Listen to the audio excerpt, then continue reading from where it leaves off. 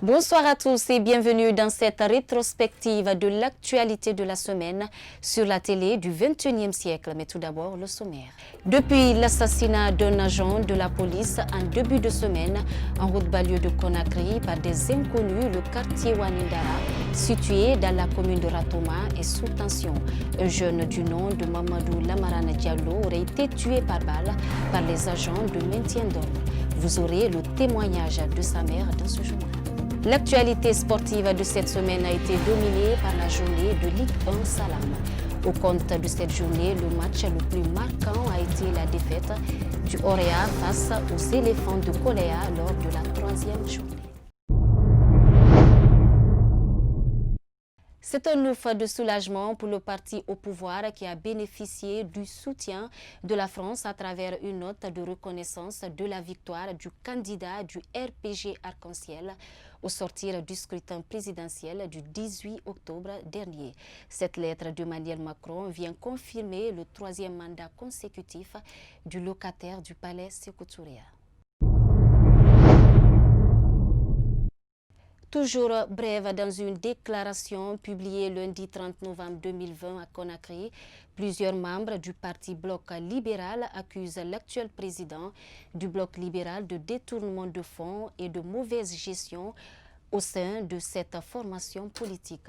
Face à ces accusations, Dr Fayami Limono trouve inadmissible cet acte qu'il juge intolérable. C'est pourquoi d'ailleurs l'opposant au régime d'Alpha Condé compte saisir la justice pour qu'il soit rétabli dans ses droits. Je le disais au sommaire, depuis l'assassinat d'un agent de la police en début de semaine, en route banlieue de Conakry par des inconnus, le quartier Wanindara, situé dans la commune de Ratoma, est sous tension. Face à cette situation, un jeune du nom de Mamadou Lamarana Diallo aurait été tué par balle. Sa mère revient sur les circonstances de sa mort. Ce sont des policiers qui ont grimpé le mur pour venir nous trouver à la maison. Ils nous ont dit qu'il y a des jeunes qui sont rentrés chez moi. J'ai dit non, qu'il n'y a que mes enfants et moi. Ils étaient au nombre de 6, mais les 5 sont rentrés dans la maison. Ils ont vérifié, mais n'ont trouvé personne. Ils ont trouvé que cette chambre est fermée à clé. Ils ont enfoncé la porte. J'ai dit, attendez, la personne qui se trouve dedans va ouvrir. Et quand ils ont ouvert la porte, ils ont mis l'arme sur son cou et ils ont pris son téléphone. J'ai dit, ne le tuez pas, c'est pas ce qu'on avait convenu. Vous avez dit que vous recherchez des manifestants et si vous ne trouvez personne, que vous allez partir. Et c'est là que j'ai récupéré son téléphone et quand ils sont sortis, ils ont pris encore mon téléphone. J'ai dit, ne nous volez pas, vous n'avez pas trouvé quelqu'un, alors partez. J'ai récupéré mon téléphone et ils ont tiré sur mon fils. Que son âme repose en paix. Ceux qui ont tué mon enfant, je ne vais jamais leur pardonner. Et ils le paieront cher. Je lance un appel aux autorités de nous aider, car ce qu'ils veulent, c'est de nous tuer tous. On n'a rien fait pour mériter cela.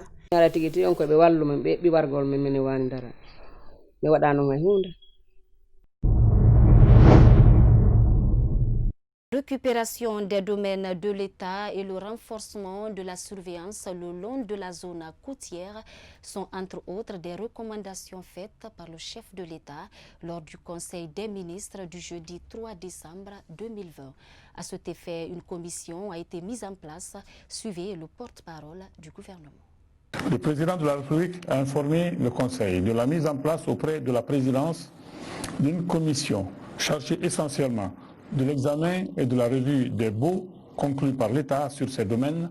Cette nouvelle structure ad hoc, dont l'opérationnalisation est imminente, devra veiller à la récupération des terrains et bâtiments publics irrégulièrement cédés à des personnes physiques ou morales privées, ainsi qu'à la reconstitution des réserves foncières indûment aliénées, au déguerpissement des occupants qui obstruent le passage des eaux d'écoulement, notamment par des édifices bâtis sur des caniveaux et autres fossés d'évacuation. Le chef de l'État a invité au renforcement de la brigade de contrôle chargée de la surveillance des bords de mer et instruit le département concerné à initier un projet de loi devant durcir la législation sur les remblayages et les occupations anarchiques du littoral. Éducation, dans cette édition d'information, réclamer son droit à certains employeurs est une situation très compliquée pour de nombreux employés en Guinée. C'est le cas du fondateur du groupe scolaire Enfants Noirs qui a décidé de licencier des enseignants de son école pour avoir réclamé leur salaire. Face à cette situation, le syndicat national des enseignants des écoles privées de Guinée n'a pas tardé de réagir pour dénoncer cette attitude qu'il qualifie d'anormale. Kadia Toubari, Alassane Souma, reportage. Plusieurs enseignants d'écoles privées viennent d'être licenciés par leur fondateur pour avoir réclamé les arriérés de salaire de l'année scolaire précédente. Une décision que trouve illégale ce professeur de philosophie qui vient de perdre ses heures de cours au compte de cette nouvelle rentrée scolaire. Nous avons été licenciés parce que après la Covid, on a fait la reprise des cours. D'abord pour les classes d'examen, comme ce qui a été dit par le ministère de l'Enseignement. Nous avons fait la reprise, mais nous avons constaté que presque dans toutes les écoles voisinages, il y avait des réunions qu'on tenait entre personnel de l'école et fondation pour, n'est-ce pas, savoir sur quelle base il faut évoluer. Parce que les anciens venaient avec une décision comme quoi il faut payer les arriérés. Donc, c'est sur cette base que nous sommes allés aussi rencontrer le fondateur de l'Enfant Noir. On lui a exposé la situation. Il nous a dit que vraiment, ce n'était pas possible de payer les arriérés. Il ne peut pas payer. Il nous a dit carrément qu'il ne peut pas payer. Donc, nous avons préféré abandonner la situation. Et aujourd'hui, on n'évolue plus dans cette école. Le secrétaire général du syndicat national des enseignants des écoles privées, Sinep Guy, se dit indigné face à ces multiples licenciements de la part de certains fondateurs des écoles privées. C'est pourquoi il demande aux autorités en charge de l'éducation de veiller au respect de la législation du travail pour le bien-être de ces syndiqués. Concernant le remerciement illégal, nous comptons demander toujours à ces fondateurs d'arrêter. Nous ne sommes pas leurs ennemis. Déjà, notre objectif aujourd'hui, depuis la reprise des cours, parce que déjà nous entamons la nouvelle année scolaire. Le CEPGI a tenu une déclaration la dernière fois. Nous avons exigé la signature obligatoire des contrats dans toutes les écoles privées de Guinée. Depuis sa création en début de l'année 2020, les responsables du SINEPGI disent avoir rencontré plusieurs autorités éducatives pour la mise en place d'un contrat de travail commun entre les fondateurs des écoles et leurs enseignants, mais en vain.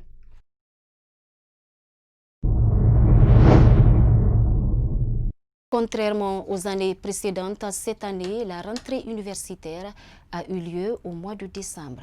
Par crainte de perturbations des cours durant l'année universitaire, des responsables syndicaux se sont réunis cette semaine dans le but de trouver des solutions. Lansana Yansane, syndicaliste, revient sur les points forts de cette rencontre au micro du Kadia Toubari. Pour une rentrée réussie et apaisée, le syndicat national autonome de l'enseignement supérieur et de la recherche scientifique a fait une retraite de 2 jours à l'Institut Valéry Giscard d'Estaing de Farana en invitant tous les délégués syndicaux des différentes institutions d'enseignement supérieur à se retrouver pour discuter les dispositions qu'il faut pour qu'il y ait une rentrée apaisée et réussie. Et durant les 2 jours, beaucoup de sujets ont été débattus, et notamment en ce qui concerne la vie des enseignants, mais aussi les conditions de travail, n'est-ce pas, des enseignants, pour que le gouvernement puisse prendre les dispositions, trouver les satisfactions qu'il faut pour ne pas qu'il y ait une rentrée perturbée. En tout cas, en ce qui concerne l'enseignement supérieur, nous faisons, n'est-ce pas, le maximum pour ne pas qu'il y ait une perturbation au niveau, n'est-ce pas, de la rentrée. Reconstruire à mieux vers un monde post-Covid-19 inclusif, accessible et durable, c'est le thème retenu cette année pour la célébration de la Journée internationale des personnes handicapées. À Conakry, cette journée était une occasion pour cette couche de lancer un appel à l'État sur leurs conditions de vie. Reportage Yayou Mobari et Alassane Souma. L'humanité a célébré ce jeudi 3 décembre 2020 la journée internationale des personnes handicapées sous le thème « Reconstruire à mieux vers un monde post-Covid-19, inclusif, accessible et durable ». En Guinée, le nombre des personnes handicapées est estimé à environ 155 885. Malgré ce chiffre, cette couche est confrontée à plusieurs difficultés au quotidien. Ce n'est pas facile d'être un handicapé, mais une seule fois qu'être un handicapé, il faut que tu prends ta responsabilité de vivre. Je dois lancer un appel à tous les parents des handicapés. Une seule fois que ton fils a un handicap, ne rejette pas. Il faut la suivre, il faut la soutenir. Peut-être un jour viendra, c'est lui qui va s'agir de toi. Je demande à toutes les personnes handicapées de prendre le courage.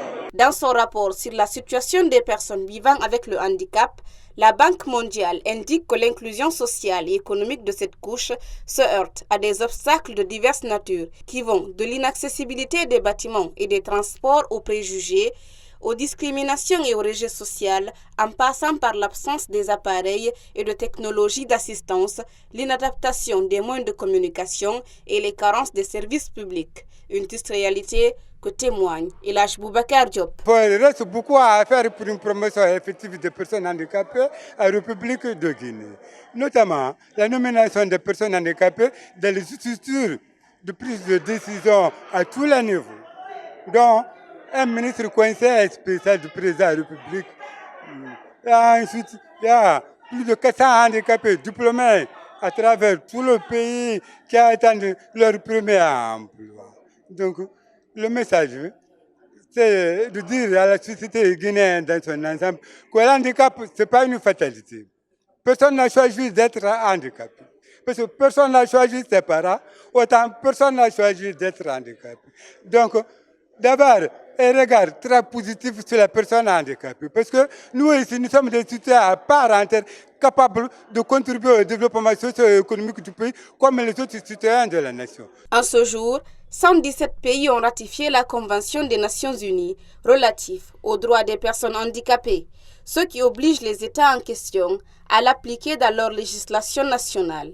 Un nombre croissant de donateurs bilatéraux ont ces dernières années développé des stratégies pour intégrer la question du handicap dans leur aide internationale. Il faut retenir que contrairement aux années précédentes, l'existence de la pandémie Covid-19 a empêché la célébration de cette journée internationale de personnes handicapées. Face à cette triste réalité, la ministre de l'Action sociale et des personnes vulnérables s'est rendue au Centre national d'orthopédie chargé d'appareiller les personnes vivant avec un handicap de Donka. Suivez. Les personnes handicapées ne sont plus des laissés pour compte. Ils sont formés, il y a des centres où ils viennent apprendre des métiers pour ceux qui n'ont pas la chance de poursuivre l'école. Et mieux, qu'est-ce que nous avons fait? Conformément à la Convention sur la promotion et la protection des droits des personnes handicapées, nous avons engagé des personnes handicapées qui ont été sanctionnées, dont les études ont été sanctionnées par des diplômes supérieurs. Ils ont été recrutés. Aujourd'hui, c'est des fonctionnaires, comme vous et moi. Nous avons profité du contexte de la Covid. Ceux qui sont victimes de handicap, qui ont appris des métiers, pour leur donner la possibilité d'engranger des revenus. En quoi faisant? En confectionnant des bavettes, des savons et bien sûr des gels. Ceux qui protègent eux-mêmes, mais aussi leurs concitoyens, et aussi leur permettent encore d'avoir de l'argent. Alors aujourd'hui, c'est 10 personnes, principalement 5 enfants, dont les âges varient d'1 an à 17 ans, et 3 adultes qui ont été appareillés. Et tout ça, c'est sur le BND. Et mieux, pour joindre l'utile à l'agréable, nous avons un couple déficient visuel, qui a été doté d'instruments. Tout ça, c'est sur le financement du gouvernement. Et je voudrais saisir l'opportunité pour remercier très sincèrement M. le Président de la République, tout en souhaitant bonne fête aux personnes handicapées. Abandonner la rue et la mendicité est bel et bien possible. C'est le président du Handisport Guinée qui l'a fait savoir lors de la journée internationale dédiée aux personnes à mobilité réduite, jeudi 3 décembre 2020. Selon lui, le handicap n'est pas une fatalité. Tous les handicapés peuvent pratiquer le sport. Suivi. Vous savez, nous avons pris le sport comme un message qu'on peut véhiculer. C'est à travers le sport qu'on peut changer l'image de l'handicap, l'image, le regard envers les porteurs d'handicap, surtout les pratiquants du sport. Donc aujourd'hui, nous avons plusieurs disciplines que nous pratiquons en Guinée. Et nous avons le basket en fauteuil roulant, qui est la discipline phare d'ailleurs, voilà, que le monde connaît. Ensuite, nous avons l'athlétisme. Et quand je parle d'athlétisme, c'est une des disciplines qu'on est en train de valoriser beaucoup aujourd'hui. Parce que déjà, nous sommes à l'orée des Jeux paralympiques de Tokyo 2021. Nous avons déjà 2 qualifiés. En plus de l'athlétisme, nous avons l'haltérophilie, ceux qui soulèvent les poids. Moi-même, je suis un pratiquant en tant que président, je suis un ancien pratiquant. En même temps, un pratiquant qui continue à pratiquer l'haltérophilie. Nous avons le para-taekwondo. Nous avons des handicapés qui pratiquent le taekwondo aujourd'hui. Nous avons des handicapés qui pratiquent le tir à l'arc, qu'on appelle les para-archers. Et nous avons des handicapés qui pratiquent même la natation. Donc toutes ces disciplines, on ne peut pas les développer aujourd'hui en Guinée sans les moyens. C'est pourquoi nous lançons un appel au gouvernement de nous doter des moyens pour qu'on puisse vraiment mettre en place toutes ces disciplines sportives et qui va nous permettre de nettoyer la rue et prendre beaucoup de jeunes dans la rue aujourd'hui pour les intéresser au sport. Et puis, page santé, dans cette édition d'information, de nos jours, la dépigmentation est devenue une pratique récurrente tant chez les femmes que certains hommes. Selon les dermatologues, elle n'est pas sans conséquence sur la santé des personnes qui se livrent à cette pratique. C'est un reportage de Aïssatou Ba et Moustapha Diané. De nos jours, le teint clair est considéré chez certaines jeunes filles comme un critère de beauté. Pour ce faire, plus de 50% d'elles tentent de changer la couleur de leur peau. De l'avis de ce médecin, le derme doit être préservé pour plusieurs raisons. Comme vous le savez, ça concerne la peau. La peau, c'est des couches, comme vous le savez, il y a l'épiderme, le derme et l'hypoderme. Cette dépigmentation concerne beaucoup plus l'épiderme qui contient la mélanine. Quand la mélanine est détériorée, la peau est dépigmentée. Inconsciemment, dans le jargon africain, le blanc est considéré comme un modèle. Raison pour laquelle le teint clair est considéré comme un critère de valeur dans nos sociétés, dans la plupart de nos sociétés africaines. Donc, raison pour laquelle nos femmes se dépigmentent, parce que c'est l'une des causes de séduction. L'apparition des taches noires sur la peau, le manque de conformité de couleur entre les différentes parties du corps sont entre autres difficultés auxquelles sont exposés les pratiquants de la dépigmentation. Vous savez, quand les femmes se dépigmentent, il y a les acnés qui sortent sur le corps. C'est des taches blanches et les taches noirâtres qui sortent sur le corps. Ça, c'est des acnés. Il y a plusieurs formes de ces acnés. Mais il y a également d'autres causes. C'est qu'il y a des taches blanchâtres aussi, comme c'est des physialgies vésicolores qui sortent sur le même corps chez des femmes. Il y a également des problèmes que les femmes rencontrent. Il y a une atrophie de ces muscles-là, de ces tissus, des problèmes de complications qui peuvent survenir lors des opérations. Au-delà de ça, il y a des vergetures qui peuvent sortir chez ces femmes ou chez ces hommes qui se dépigmentent. Ces vergetures créent beaucoup plus de complications. Il y a des dédommagements sans cesse parce que vous devrez savoir que c'est l'utilisation des cortisones, des corticoïdes là qu'on emploie sur le corps qui crée cette dépigmentation. Pour réduire ce phénomène, Dr Kaba Keita invite les autorités en charge du ministère de la Santé à multiplier les campagnes de sensibilisation à l'endroit de la couche juvénile sur l'importance de la préservation du derme. Page Culture s'installe dans ce journal. Les citoyens guinéens risquent d'être privés de la fête de fin d'année. Selon des sources d'information, le gouvernement envisage l'interdiction de cette fête à cause de la pandémie Covid-19. Un acte qui n'est pas sans conséquences pour les opérateurs culturels. Reportage Mohamed Traoré, Mustafa Diané. 2 mois seulement après la réouverture des lieux de loisirs, certains médias annoncent une éventuelle suspension des activités culturelles dans le pays. Cette nouvelle, qui fait des agissements dans la cité, n'est pas favorable pour les artistes guinéens qui viennent de sortir d'une crise économique liée à la Covid-19. Nous avons tous appris par des rumeurs. Il y a même un site, si j'ai bonne mémoire, guinée.7, qui a publié ça, que le président aurait. Il a dit aurait. Donc c'est chose d'abord qui n'a pas été confirmée. Et donc nous ne pouvions rien dire d'abord vu que rien n'a été confirmé. Mais ce qui reste clair, il faut faire comprendre aux gens, aujourd'hui, cette Guinée a traversé beaucoup de choses. Je dis que la seule chose aujourd'hui qui peut faire en sorte que pour que les tensions ne puissent pas, tu vois, déborder, c'est de donner de la joie, tu vois, à la population. À date, la plupart des activités culturelles liées aux festivités de fin d'année sont déjà financées à plus de 50%. Pour éviter la chute des opérateurs culturels, le responsable de la structure Vision Pub invite les autorités à maintenir la décision de l'Agence nationale des spectacles sur le respect strict des mesures barrières en lieu et place de l'annulation des concerts dans le pays. Si l'État arriverait à acter la chose, donc à vouloir suspendre toute activité culturelle pendant ces fins d'année, c'est dire que le gouvernement nous fait carrément tort. Parce qu'il y a de cela quelques mois, je me rappelle encore au mois de septembre, donc il y a eu communiqué. Le gouvernement a autorisé la reprise des activités culturelles et tout, donc en respectant les mesures barrières, c'est-à-dire lavage des mains, distanciation sociale et mettre les bavettes. Donc nous, les structures agréées, officielles, donc nous avons pris des dispositions. Pour l'heure, aucune déclaration officielle sur l'annulation des activités culturelles n'a été faite par le gouvernement.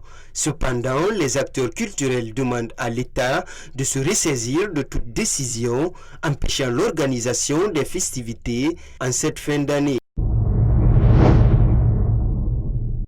Considérée comme château d'eau de l'Afrique de l'Ouest, la Guinée a toujours été confrontée à un problème d'adduction d'eau potable. Face à cette triste réalité, la prolifération anarchique des forages dans le pays gagne du terrain, une situation qui ne reste pas sans conséquences. Reportage Yayou Moubari, Ibrahima Païkama. Suite à l'incapacité de la SEG à fournir régulièrement de l'eau potable aux différents ménages de la capitale, certains responsables de famille sont obligés de mettre des forages. Cependant, cette prolifération anarchique des forages ne reste pas sans conséquence sur l'environnement. Et dans le quartier, vous allez trouver au moins 5 à 10, 20 forages dans un même quartier. Et là, le premier danger, c'est quoi? Ils vont pomper l'eau qui se trouve dans la nappe phréatique.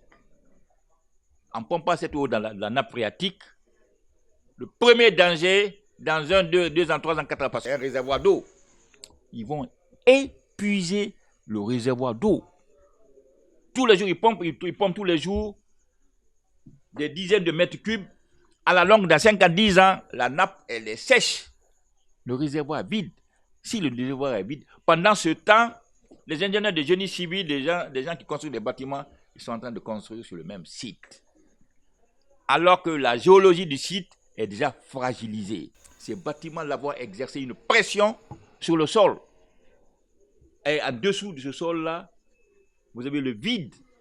On dit souvent que la nature a horreur du vide. Il y aura tout de suite la pression de ces bâtiments sur le sol. Et en dessous du sol, vous avez un vide. Il y aura ce qu'on appelle un affaissement.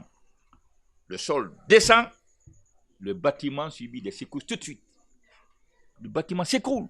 Au-delà des impacts environnementaux, les consommateurs des eaux souterraines provenant de ces forages sont exposés à des conséquences sanitaires sans précédent, soutient Aboubakar Kamara. Parce que quand vous faites vos forages en pleine ville, vous avez les puits perdus, vous avez les fosses septiques, des toilettes. vous avez des fosses septiques qui vont jusqu'à 4, 5, 10, 15 mètres de profondeur. Et à côté, vous avez une nappe phréatique qui est très voisine.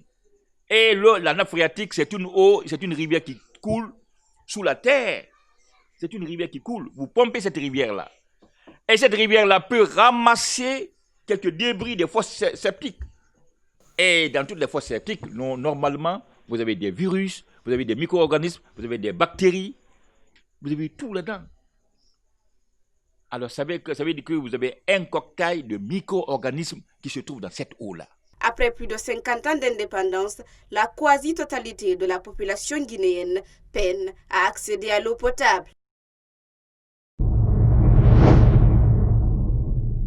Sur le continent, Hershey et Mars, deux entreprises américaines de l'industrie du chocolat, attirent la colère d'Abidjan et d'Accra. Les régulateurs ivoiriens et ghanéens de la filière cacao leur reprochent de saper les efforts entamés pour élever les revenus des paysans producteurs. C'est un commentaire de Mohamed Traoré. La Côte d'Ivoire et le Ghana, deux premiers producteurs mondiaux de cacao, ont accusé ce lundi 30 novembre les multinationales Hershey et Mars de refuser de payer la prime spéciale pour les planteurs négociés l'an dernier et suspend les programmes de certification de Hershey dans un courrier puis dans un communiqué. Les organes de régulation des filières cacao de ces deux pays ouest-africains, qui produisent ensemble les 2/3 du cacao mondial, reprochent à ces grandes compagnies chocolatières américaines d'acheter du cacao ou du beurre de cacao sans payer le différentiel de revenus décent. Il s'agit d'une prime de $400 par tonne de cacao en dessus du prix du marché, destinée à mieux rémunérer les planteurs de cacao, dont beaucoup vivent dans la misère. Cette prime est appliquée depuis le début de la campagne 2020-2021, précisément depuis le 1er octobre 2020. Ces programmes de certification des chocolatiers visent à garantir qu'ils achètent du cacao durable, respectant ainsi des critères de production éthique, n'entraînant pas de déforestation ou ne recourant pas au travail des enfants notamment. Ils sont un élément de communication et de marketing important en direction des consommateurs occidentaux. Dans un autre communiqué adressé cette fois au syndicat des industriels américains du cacao Cocoa Merchant Association of America, il affirme qu'il est évident que des compagnies comme Mars reviennent discrètement sur leurs promesses de paiement du DRD, accusant plus précisément dans un communiqué séparé le producteur des célèbres barres chocolatées d'avoir modifié une large partie de ses approvisionnements en beurre de cacao pour éviter de verser la prime au procureur. Alors que ces compagnies s'étaient engagées à payer le DRD entre les pays producteurs et les multinationales du cacao et du chocolat, le Conseil Café-Cacao de la Côte d'Ivoire et le Cocobod du Ghana dénoncent une rupture de confiance et même un complot contre ce système mis en place pour mieux rémunérer 3 millions de planteurs ouest-africains.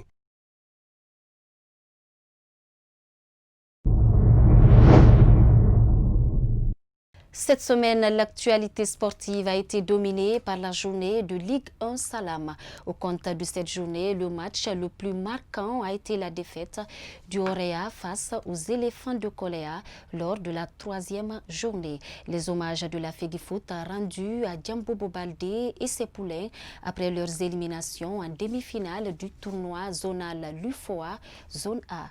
Pendant ce temps, la soirée des joueurs guinéens a été animée en Europa League le jeudi 3 décembre 2020 par la 5e journée de la phase des coupes. Il y a eu un buteur, un expulsé et un qualifié. Bilan des joueurs guinéens engagés dans cette compétition européenne.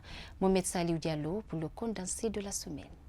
Battu par la Flamme olympique pour le premier match de la saison, le Orea AC a une nouvelle fois laissé filer des points cette semaine.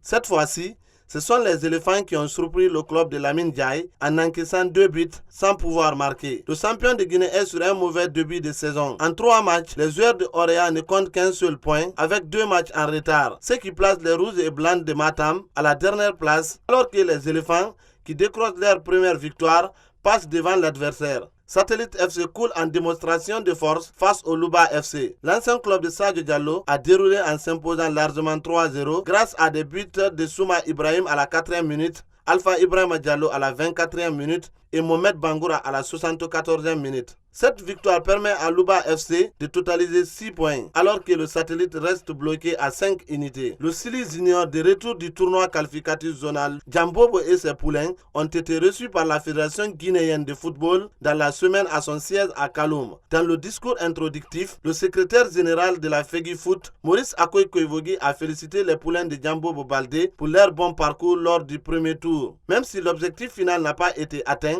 malgré la défaite de la Guinée en demi-finale du tournoi zonal Lifao au Sénégal, les dirigeants du football guinéen sont satisfaits de la prestation de l'équipe au premier tour. Le chef de la délégation guinéenne, Ali Badra Souma, a adressé ses remerciements au président Mamadou Antonio Souaré, avant de souligner que les juniors guinéens ont certes perdu la bataille, mais pas la guerre. Ces jeunes joueurs feront le bonheur du football guinéen dans un avenir proche, a-t-il ajouté. Le président de la Fédération guinéenne, Mamadou Antonio Souaré, a également adressé ses remerciements aux jeunes joueurs et encadreurs du Sili national Yvon, même s'il a laissé entendre que la Guinée avait la possibilité de remporter le trophée et se qualifier pour la phase finale de la CAN Yvon. Selon lui, il est bien possible de compter sur cette équipe pour les prochaines compétitions, surtout qu'il s'agit des jeunes de moins de 20 ans. Le président de la Fédération guinéenne de football a également demandé aux juniors guinéens d'avoir une bonne hygiène de vie, qui est le secret de réussite des grands footballeurs. Le Sili national de Guinée Yvon a été éliminé en demi-finale du tournoi zonal par la Gambie, qui a finalement remporté la compétition au détriment du Sénégal. En Afrique, le Guinéen Moustapha Kouyaté de TP Mazembe est un buteur heureux. Il a laissé à Christian Kofi Kwame le soin de transformer des pénaltys, dont le premier résultat d'une faute sur lui. Mais lorsqu'il a fallu marquer le troisième but du TP contre le Simba, il ne s'est pas fait prier. Réglant l'addition face au Simba, 3 buts en 3 matchs, le compte est bon pour le Guinéen dans le championnat congolais. En Europe, la semaine a vibré aux couleurs de l'Europa League. Diawara qualifié face à un Nali exclu. À Rome, dans la capitale italienne, plus qu'une qualification, c'est la première place qui était en jeu entre les Young Boys et la Roma. Amadou Diawara et Camara, tous titulaires au coup d'envoi, sont répartis du match avec des différentes saveurs. Les Romains ont dominé 3-1 leur adversaire pour finir en tête du groupe avec 13 points et une qualification en 8e de finale assurée. Amadou Diawara a disputé toute la partie. Dans l'autre camp, Mohamed Ali, dont l'équipe a perdu, a été exclu à la 82e minute sur le carton rouge direct. Il manquera la dernière journée au cours de laquelle les Young Boys pourront se contenter d'un nul face aux Closes pour passer ce cap. Quand Somara, buteur pour l'honneur, éliminé de la compétition, le Slovan Liberec est venu lutter pour son honneur dans la semaine en Belgique face à la Gantoise. Les Tchèques ont battu 2-1 les Belges grâce notamment à un but de Kansomara à la 32e minute. Avec 6 points, le club du Médian guinéen est classé 3e et n'ira pas plus loin dans la compétition. Ainsi s'achève cette édition d'information qui vous a été préparée et réalisée par toute l'équipe de la rédaction de Star 21 TV. À tous, merci de l'avoir suivi et bon week-end à notre compagnie. Au revoir.